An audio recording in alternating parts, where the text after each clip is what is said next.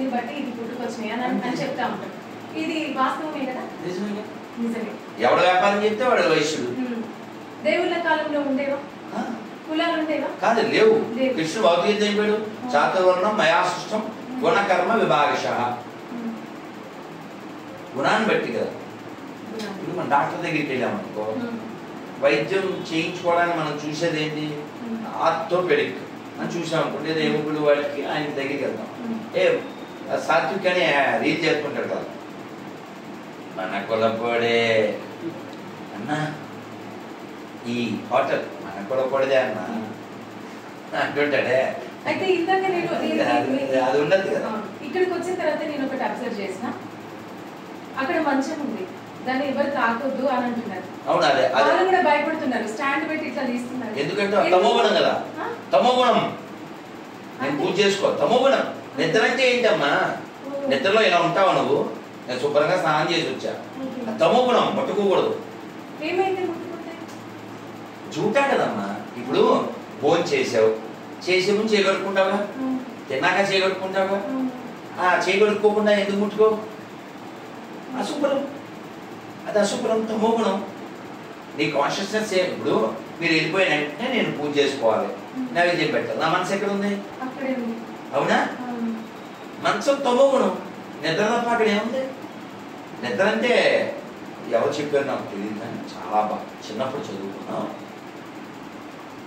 పడుకోవడం కలియుగం, కూర్చోవడం త్రేతాయుగం, నిలబడడం ద్వాపరయుగం, పరిగెత్తడం కృతయుగం. యాక్టివ్గా ఉండు, సంతోషంగా ఉండు, ఉల్లాసంగా ఉండు, శుభ్రంగా ఉండు. తమోగుణం నిద్ర వస్తుంది. నిద్ర వచ్చినప్పుడు అంటాం కదా, అది తమోగుణం. అందుకని మంచం ముట్టుకోవడానికి ఒప్పుకోం. కానీ చాలామందికి తెలిసి సావదనుకో, ఆడ తినేస్తుంటారు. అసలు ఆ గుణమే తెల్లకి. అదేంటి అర్ధరాత్రి నైట్ స్ట్రీట్లో ఫుడ్ లేవు, సంప్రదించి ఇది కంక్లూడ్ చేయండి. వాళ్ళు చాలా మంది ఉన్నారు. స్వామిజీ, ఇప్పుడు మనం ఈ విషయాలన్నీ మనం పక్కన పెట్టి మహాభారతంలో ఉన్నటువంటి కొన్ని విషయాలు తెలుసుకుందాం. మహాభారతంలో ఉన్నటువంటి కొన్ని డౌట్స్ ని మీ ద్వారా తెలుసుకుందాం అనుకుంటున్నాం.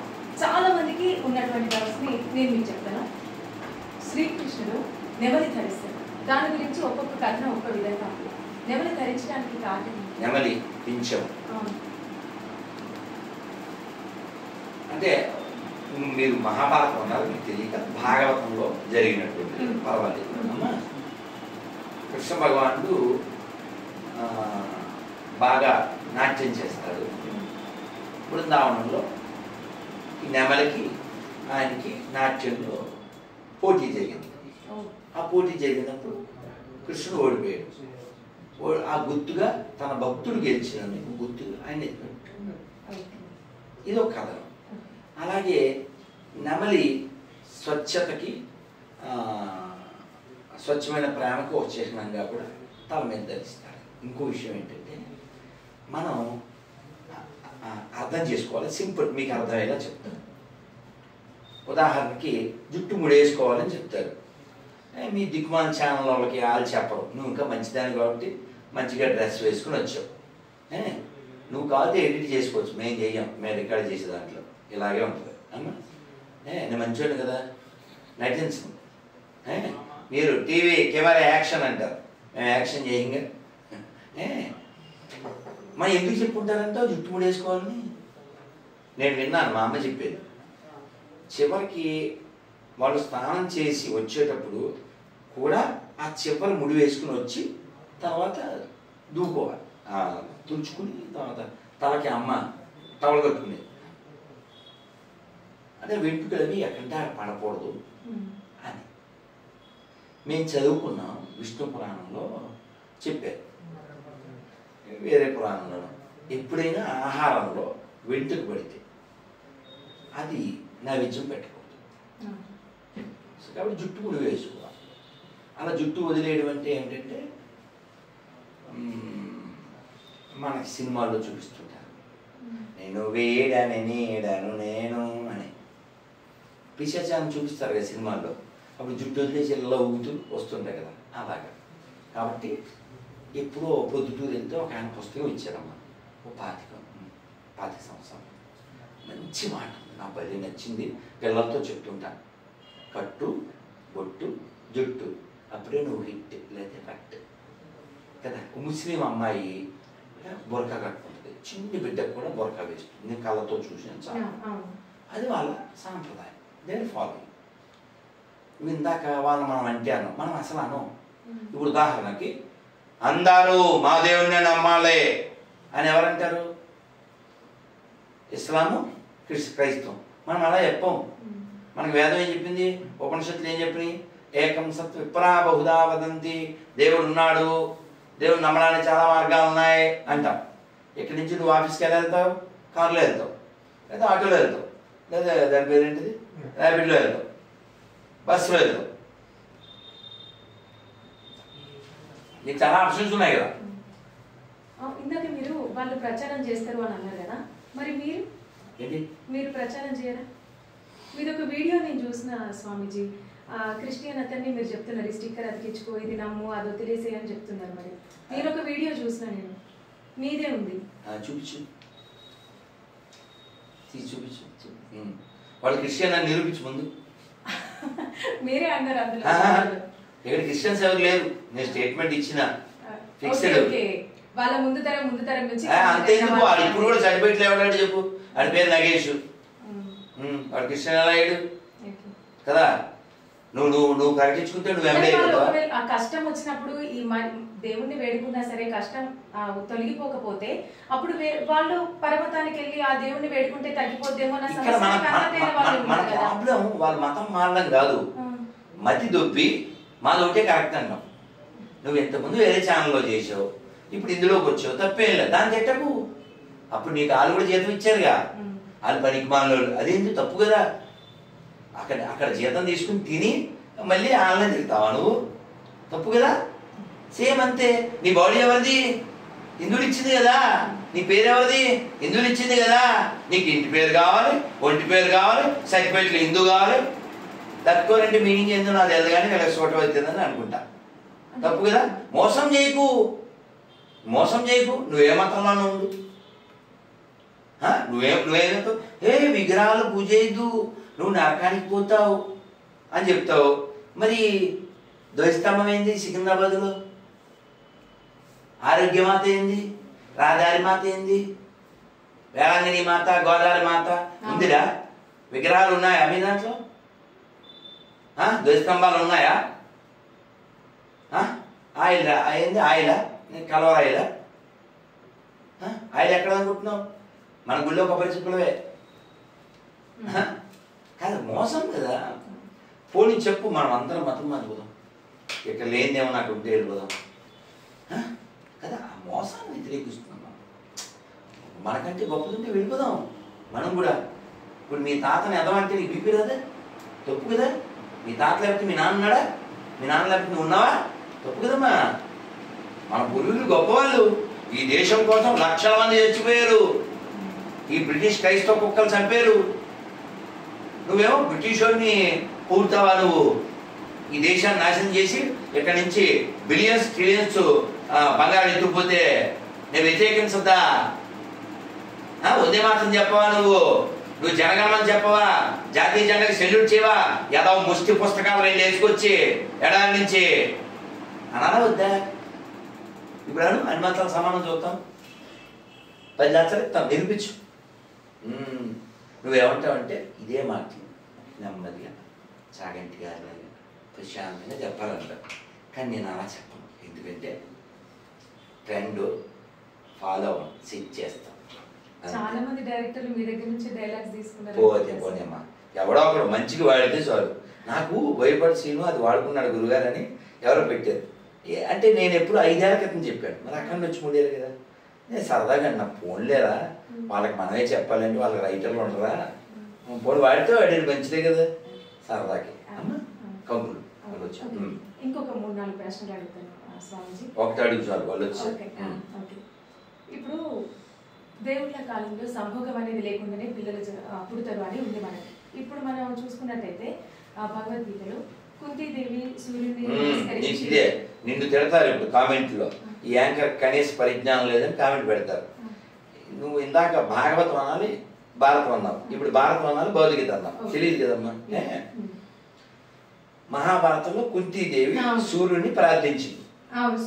ప్రార్థిస్తే సూర్యుడి యొక్క దయచేత ఆవిడ కర్ణుడు పుట్టాడు. ఈ క్వశ్చన్ ఏంటి అసలు? అంటే ఈ సంభోగం అనేది లేదు, దేవుళ్ళని ప్రార్థిస్తే లేదా వాళ్ళు కోరుకుంటే పిల్లలు పుట్టేవాళ్ళు అని ఒకటి ఉంది.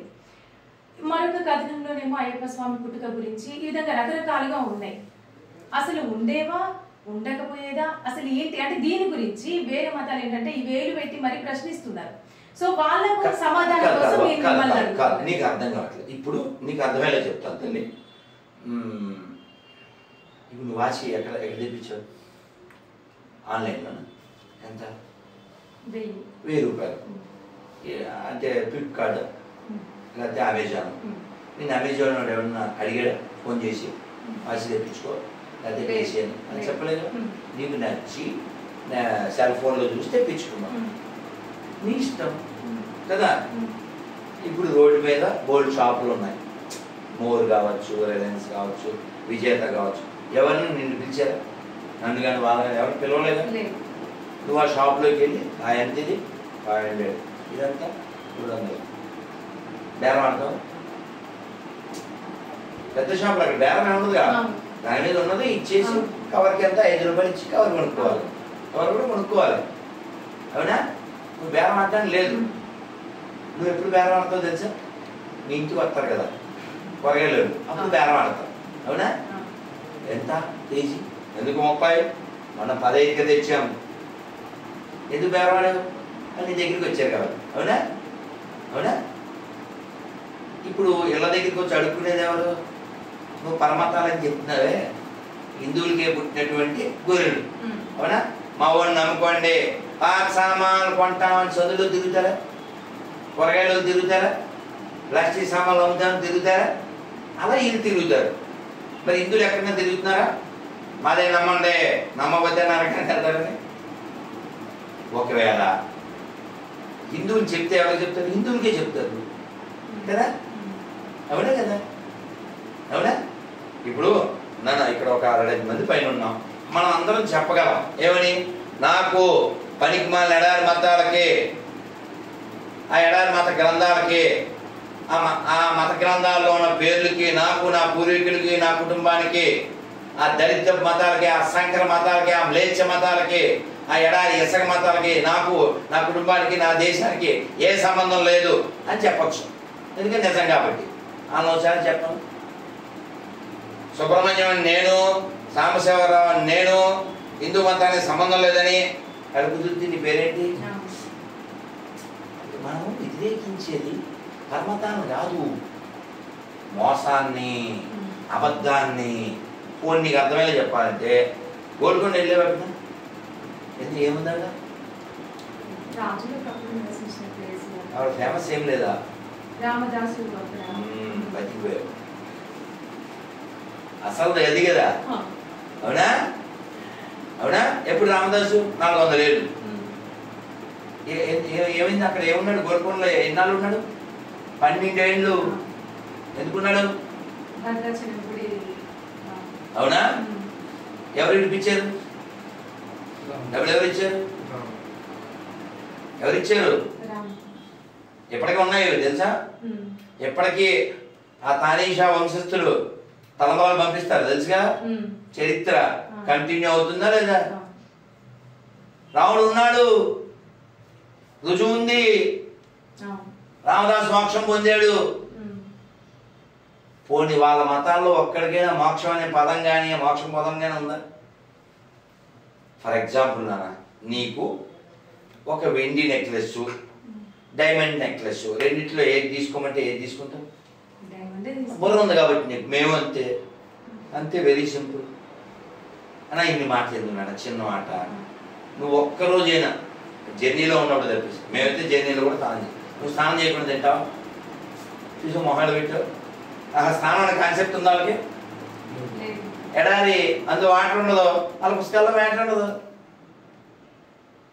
పోనీ మనం పేపర్ ఇస్తాం తెలుసా 26 క్వశ్చన్లు నన్ను మతం మార్చండి ఇప్పుడు అందులో సగం క్వశ్చన్ ఆన్సర్ చెప్పండి. ఇప్పుడు మన క్వశ్చన్ చేయడానికి కాదు సరిపోదు. ఎందుకని మనం షాప్లో ఉన్న డైమండ్ నెక్లెస్ లాంటి వాళ్ళం, వాళ్ళు రోడ్డు మీద ప్లాస్టిక్ సామాన్లు అమ్ముకునేవాళ్ళు. పాత సామాన్లు కొంటామని నడుస్తుంది వాళ్ళు ఆ టైపు. అలాంటి మన పుట్టినోళ్ళే, ఇందులో పుట్టినోళ్ళే. ఇప్పుడు ఎందుకు నాన్న మనం అంతా చెప్పగలం, నాకు నా కుటుంబానికి నా పూర్వీకులకి ఎటువంటి క్రైస్తవ ఇస్లాం మూలాలు లేవు అని వాళ్ళు చాలా చెప్పను. ఎలా చెప్తాడు? ఎక్కడ వాళ్ళకి పుట్టాడు. సో ఇది చేట అది మ్యాటర్. అందుకని అసలు మన క్వశ్చన్ ఆన్సర్ చెప్పక్కలే. ఎందుకని నేను బలవంతం చేయట్లేగా, నీ దగ్గర రాలేగా, కొడుకోండి అంటలేదుగా. నువ్వు అయ్యప్ప నమ్మును అమ్మపో, శివుడు నమ్మును అమ్మపో, రాముడు నమ్మును అమ్మపో. ఇప్పుడు భాస్కర్ రాజు గారిని ఒక డాక్టర్ గారు ఉన్నారు. ఉదాహరణకి నువ్వు రామాయణాన్ని నేను నమ్మను అన్నావు అనుకో, సో వాట్? నేను ఎవరు చెప్పరు. రాముడిని నేను దేవుడిగా యాక్సెప్ట్ చేయను అన్నావు అనుకో, రాముడు వచ్చి నేను వేసాడు అసలు బాణంతో నేను వేయడు. నేను కృష్ణుడు నమ్మను అన్నావు అనుకో, చక్రంతో వేయడు. నేను దుర్గాదేవి నమ్మను అన్నావు అనుకో, సోలంతో వేయదు. కానీ ఆ పుస్తకంలో ఏమన్నా తెలుసా, నేను తప్ప మరి ఒక దేవుడిని కొనకూడదు అంటాడు. ఇప్పుడు నువ్వు కాలేజీలో చదివేటప్పుడు మీకు ఎడ్యుకేషన్ ఎవరో ఒకళ్ళు వచ్చి ఇక్కడ నేను తప్ప నీకు మరో బాయ్ ఫ్రెండ్ ఉండకూడదు అన్నాడు అనుకో, అంటే దాని అర్థం ఆ రూమ్లో ఇంకా వేరే బాయ్స్ ఉన్నారనేగా. అంతే కదమ్మా నాన్న, అర్థమైందా? నేను తప్ప మరో బాయ్ ఫ్రెండ్ ఉండకూడదు అన్న అంటే వేరే బాయ్స్ ఉన్నారు అక్కడ, అవునా? అంటే ఎంత పరిమాణ పుస్తకాలు అని చెప్పడానికి చిన్న ఉదాహరణ. నేను తప్ప మరి ఒక దేవుడు నీకు ఉండకూడదు అన్నాడంటే దాని అర్థం ఏంటి? ఆల్రెడీ దేవుడు అన్నాడు, కొత్తగా పార్టీ పెట్టాడు, ఈయన పార్టీలో జాయిన్ అయిపోవాలి. అది ఇప్పుడు చూడే ఈ వీడియో కింద కామెంట్లు దండిగా వస్తాయి. తిట్టినోడు కన్నా నా నెంబర్ ఇచ్చాయి. ఇంకో చెప్పనా, తిడతారు కదా, ఈ తిట్టేవాడు ఒక్కడు కూడా ఆడి పేరుతో రాడు. ఎస్కేవై, పీకేవై, బీకేవై, ఇది వాడు మనకి పుట్టాడుగా, ఆడికే ఇలా వస్తుంది. ఆడి పేరు చెప్పండి, నేను కింద పెడతా. సార్ మీ పూర్తి పేరు చెప్పండి సార్, ఒక్కడు రాడు. వీళ్ళంతా ఏ టైప్ చెప్పనా, మళ్ళీ ఒకవేళ నెంబర్ ఇచ్చాను అనుకో వచ్చి విషయంగా ఎక్కేస్తారు. నేను అడుగుతాను, సార్ మీరు నమ్మిన మీ పనికిమాల పుస్తకంలో మీ అమ్మ నాన్న పేరు ఉంటే వెంటనే ఫోన్ చేసి చెప్పండి సార్ అంటాను. బ్రహ్మానందం అంటాడు, మళ్ళీ వస్తావా, బుద్ధి ఉన్నాడు ఎవరు మళ్ళీ వస్తారా అంటాడు బ్రహ్మానందం. ఆ టైప్లో ఒక్కడు కూడా రాదు. ఎందుకంటే మోసం, మనం వ్యతిరేకించేది ఇతర మతాలను కాదు, మోసాన్ని, వాళ్ళకి దేశభక్తి లేకపోవడాన్ని వ్యతిరేకిస్తాం. అమ్మ స్వస్తి ప్రజాభ్య పరిపాలయంతాం న్యాయేన మార్గేణ మహిం మహిష పిలిచే క్లోజ్ లాస్ట్